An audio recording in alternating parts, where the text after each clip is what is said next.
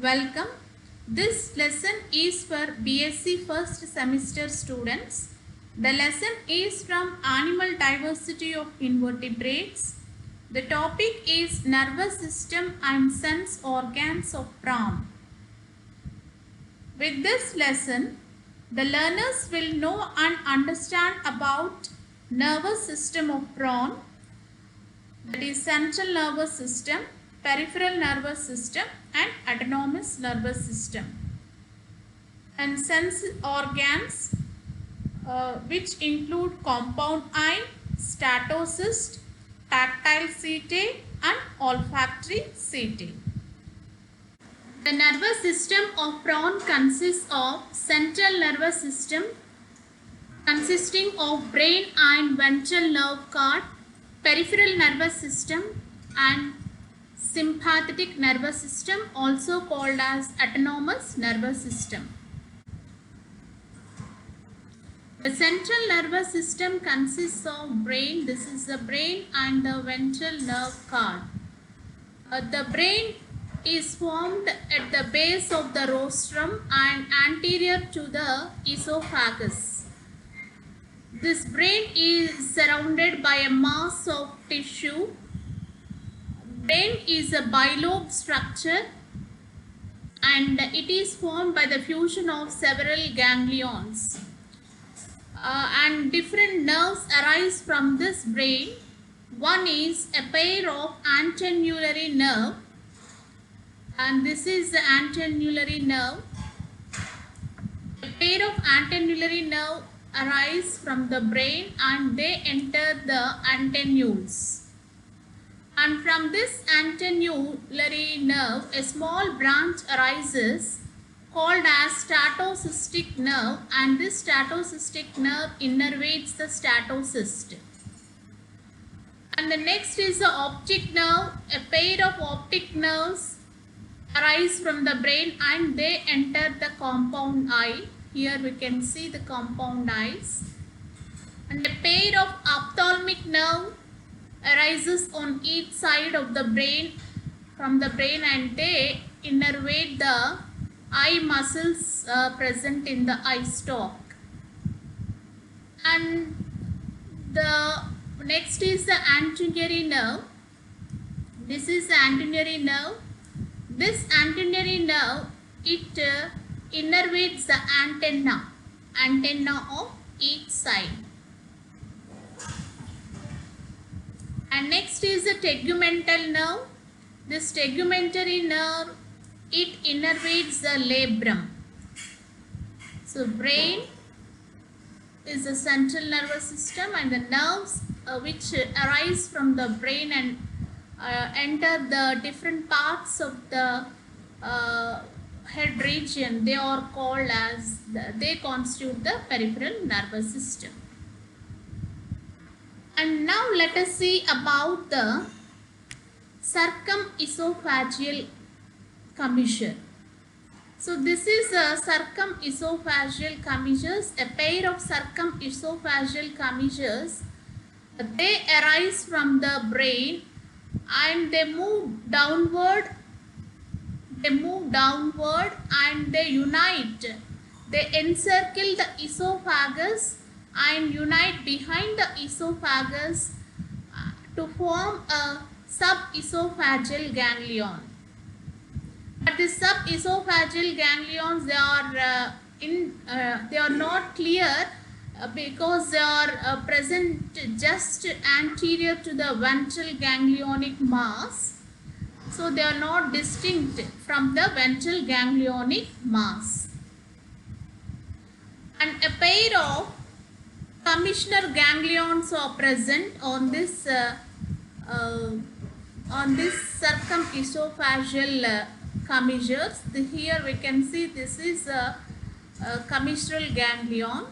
So these commissural ganglion are present on each side on the circumesophageal commissures, and at the posterior end there is a transverse commissure. With the help of this transverse commissure, the circumesophageal commissures are connected. A pair of circumesophageal commissures, they cross over behind the esophagus by a double bridge rough connective tissue called endosternite.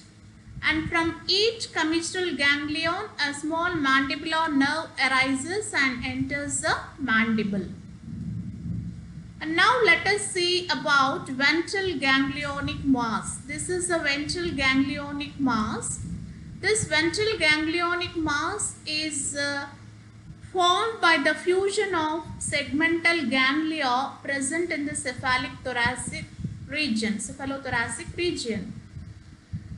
This is formed by the fusion of 11 pairs of ganglia, and from each pair of the ganglion, nerves arise. A pair of nerves arise. 11 pairs of nerves arise. In all, from the ventral thoracic ganglion, 11 pairs of nerves arise. So this ventral thoracic ganglion lies mid-ventrally on the floor of the cephalothoracic region.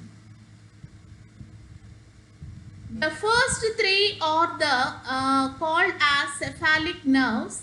The first three, this and these three are called as cephalic nerves, and they innervate the mandibles, maxillae and maxilla. So they innervate the mandibles, maxillae and maxilla on either side. So these are the cephalic nerves. Cephalic nerves are of three types: mandibular nerve innervating mandibles, maxillary nerve innervating maxillae, and maxillary nerve innervating maxilla. And behind this, we can see nerves too. Three pairs of nerves, from these nerves, from the remaining 8 nerves, they are called as thoracic nerves. These 8 nerves are called as thoracic nerves. 3 pairs of nerves, they innervate the maxillary pedes, and the next 5 nerves innervate the walking legs. So the nerves which innervate the legs will have at their end, they bifurcate. They bifurcate at their end. Now let us see about the ventral nerve cord. From the ventral thoracic ganglionic mass, the nerve cord arises. It is called as ventral nerve cord as it lies ventrally in the mid-ventral line. We can also call it as abdominal nerve cord. So this ventral nerve cord, it consists of a ganglia. In each abdominal segment, it consists of a ganglia. It consists of a ganglia. Thus, we can see here 1, 2, 3, 4 and 5 ganglia are there. There are 6 abdominal segments, and the last abdominal segment has a large ganglion. This ganglion is formed by the fusion of several ganglia. And in each ganglion, from each ganglion in each segment, 3 pairs of nerves arise, and these nerves innervate the pleoparts, extensor muscles as well as flexor muscles. So from each ganglion, a pedal nerve arises and it innervates to pleopart. And a pair of nerves called extensor nerves arise and they innervate to extensor muscles. And the third pair of nerve, it innervates the flexor muscles of the succeeding segment. Likewise, in all other segments also, thus we can see 5 abdominal ganglion. from which the three pairs of nerves arise. And the last ganglion is called as stellate ganglion, and from this ganglion two pairs of nerves arise and they innervate the uropod. They innervate uropod, and two pairs of nerves innervate the telson, and two pairs of nerves innervate the flexor muscles, and one nerve, single nerve, it innervates the hind gut. Now let us see about sympathetic nervous system or autonomic nervous system. So here the sympathetic nervous system consists of small nerves and few ganglia.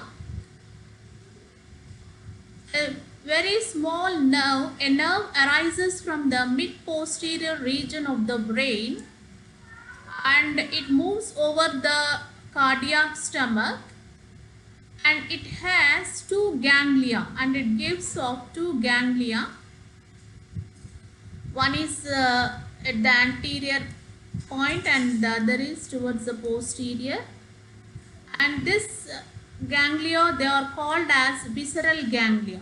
They are called as visceral ganglia 1 and 2, visceral ganglia, also called as esophageal ganglia. The anterior visceral ganglia is connected to the commissural ganglion by a pair of connectives,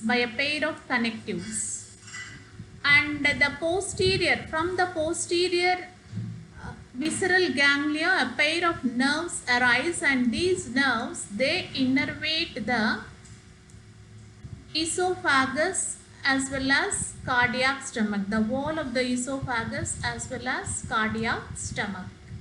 Now let us see about sense organs. The sense organs of prawn include compound eyes, statosis, tactile organs and olfactory setae. So this is a compound eye.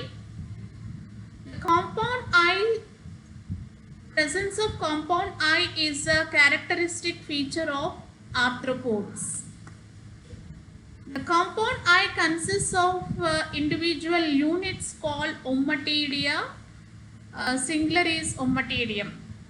The compound eye of prawn, there are two in number, compound eyes. They are black in color and hemispherical. They consist of stalk, eye stalk. That stalk is two jointed, and this eye is lodged in orbital notch which is located at the base of the rostrum. So from the surface view, if we see, we can observe individual square like units, many units, and this looks the appearance of squares in a graph paper. So these each individual unit, it is called as facet. The outer layer of the eye is transparent and it is called as cornea. Hence these are called as corneal facets.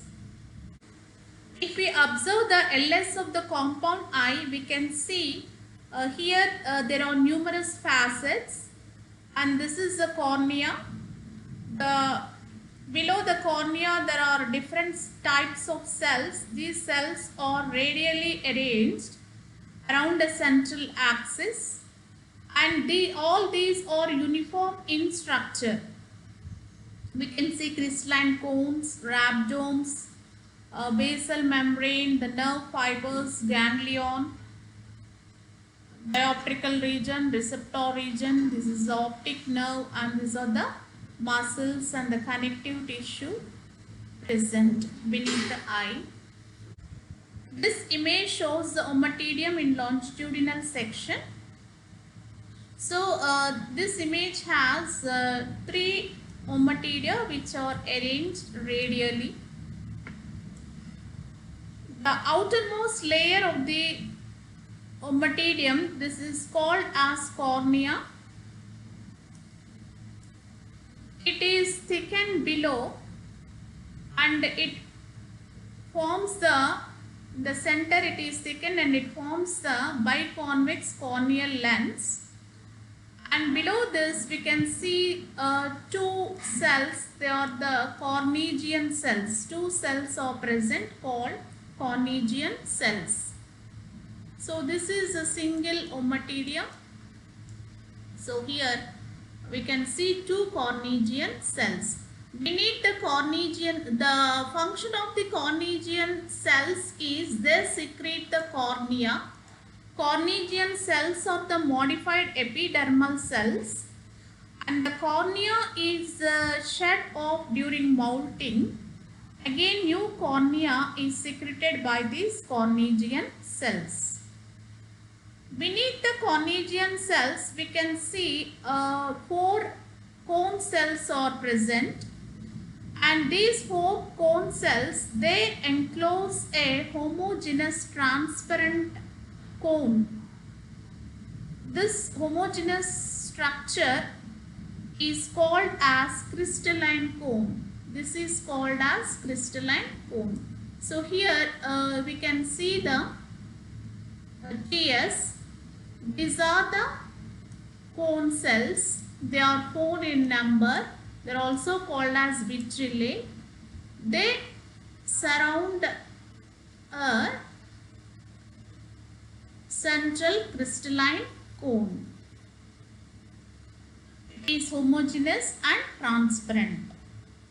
So the cone cells, at the posterior end of the cone cells, they taper, they are slender and taper, and the portion of the ommatidium starting from the cornea to the posterior or the terminal end of the cone cells is called as dioptrical region. So this dioptrical region helps in focusing the light onto the next sensitive area called as receptor region. So these the tips of the cone cells, they lie on a rod shaped structure. This rod shaped structure is called as rhabdome. This is a rod shaped structure which is central in position, and this rhabdome has transverse striations in it. Surrounding this rhabdome, there are about 7 long elongated retinular cells. Here we can see this is a central rhabdome, and surrounding this rhabdome there are 7 retinal cells are present. They are also called as retinulae, and these all these they rest on a membrane called basal membrane. So beneath this membrane we can see the nerve fibers, and these nerve fibers are the fibers arising out of the optic nerve. Here we can see the optic ganglia as well as the optic nerve fibers, and this optic nerve is connected to the brain. It arises from from this optic nerve. It is connected to the brain region. So the region of the compound eye starting from the rhabdome, the reticular cells, to that of the this nervous part, this region is called as a receptor region. So at this region, the light, this dioptrical region acts as it helps in focusing the light on the receptor region. Each ommatidium, it is separated from the neighboring cell. It is cut off from the neighboring cell by movable amoeboid cells. They are pigment cells consisting of chromatophores. and these cells are arranged in two series. The outer series which is present around the cone cells, it is called as iris pigment, and the inner series which is present around the retinular cells, this is called as retinal pigment. These pigments, the amoeboid cells, they arrange their positions according to the intensity of light. Now let us see about working of the compound eye. The working of the compound eye is a very complex process. In the image formation, adjacent ommatidia take part and the light passes through them. Each ommatidium forms a separate image of the small part of the object it has seen. The actual image formed by the compound eye is a fusion of separate small images contributed by several adjacent ommatidia. On this account, the image produced by a compound eye is called mosaic image.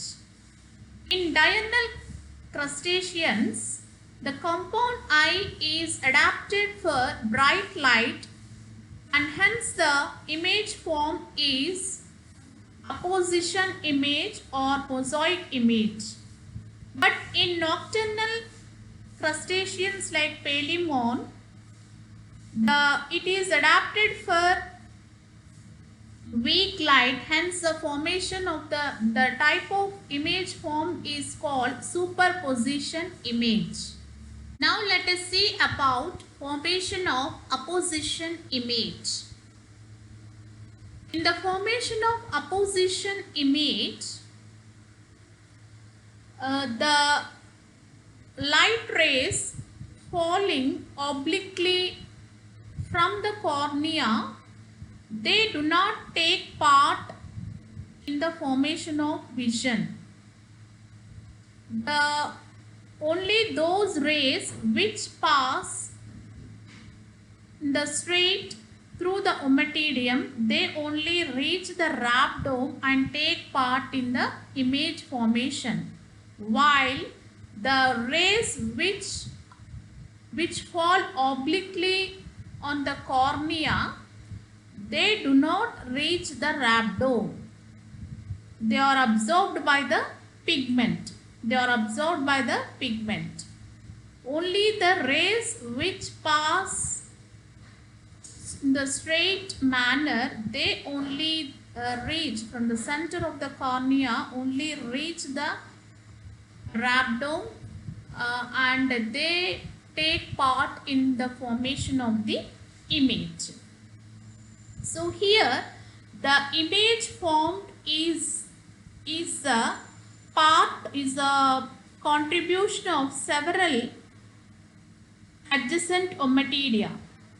So these small parts are arranged as in the parts of a mosaic, and they together form the image of the entire object. So this type of image or vision, this type of vision is known as mosaic vision, and this type of image is called as apposition image. So here each visual element formed by the adjacent ommatidia, which are separate from one another, they together collectively form the entire image of the object. Such image is called as apposition image. So the degree of the sharpness of the image depends on the number of ommatidia involved in the image formation and the degree of isolation of ommatidia from one another. If the number of ommatidia are more, and if they are separated from one another, the degree is greater, the image form is more sharper. Now let us see about the formation of superposition image.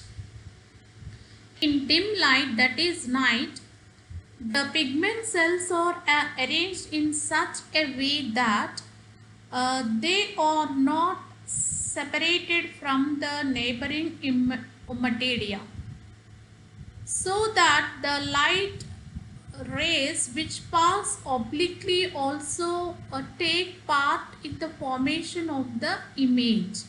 The light rays that pass obliquely after entering through several materia, they also take part in the formation of a point of image of the object.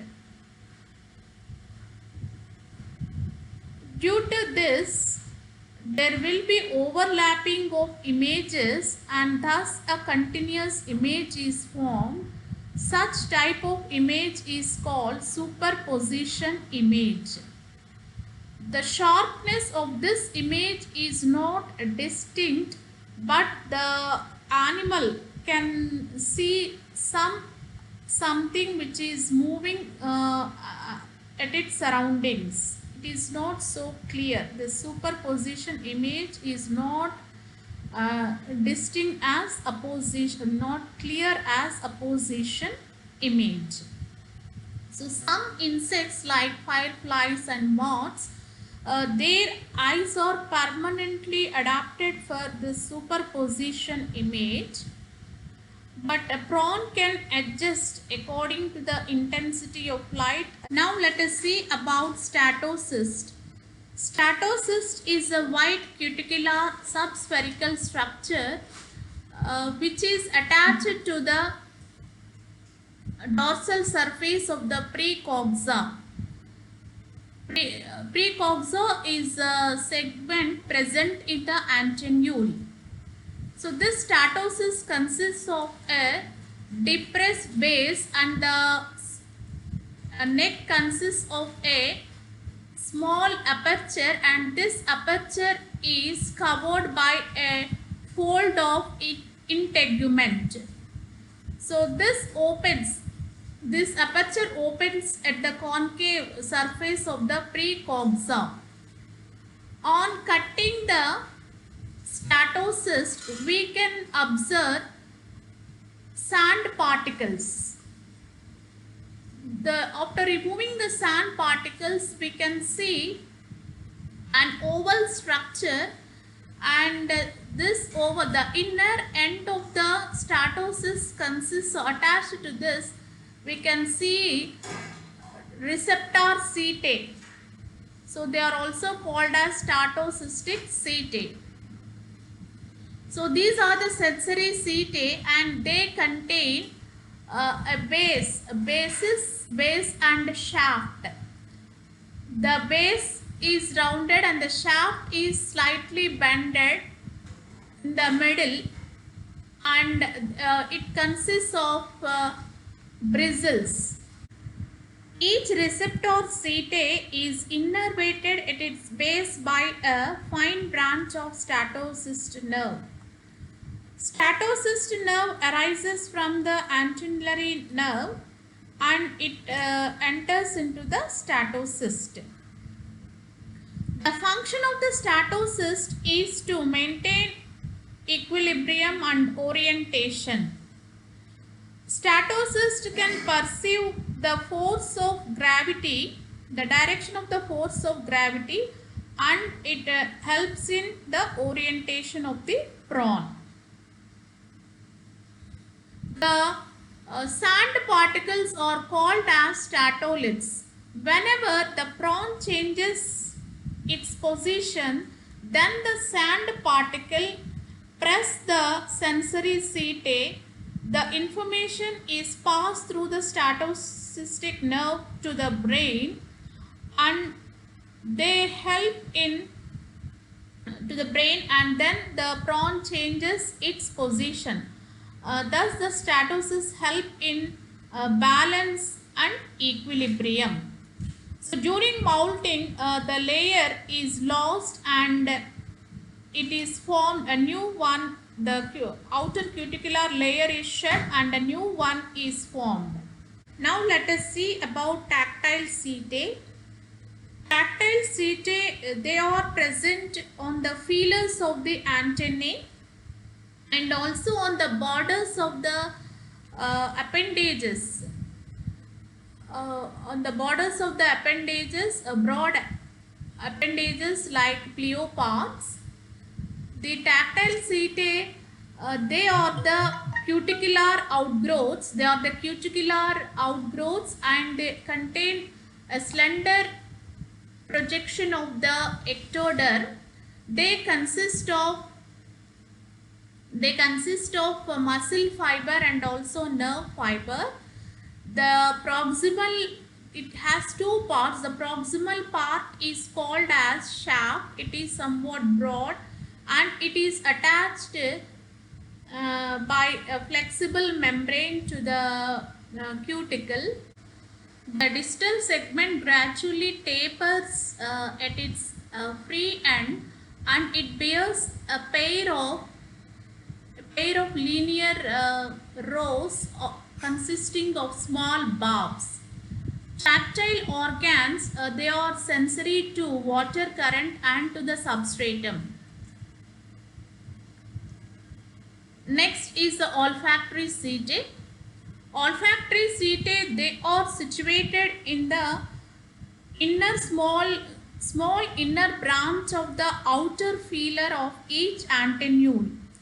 There is a small longitudinal groove is present and in that groove the numerous olfactory setae are present.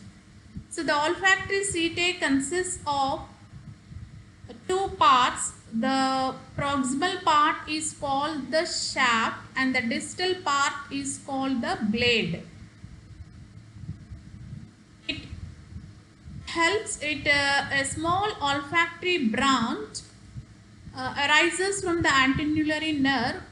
A fine branch innervates this each olfactory setae and from here through the olfactory branch from the antennulary nerve, the impulses enter the brain. The function of olfactory setae is sense of smell. The function of the olfactory setae is they sense the smell.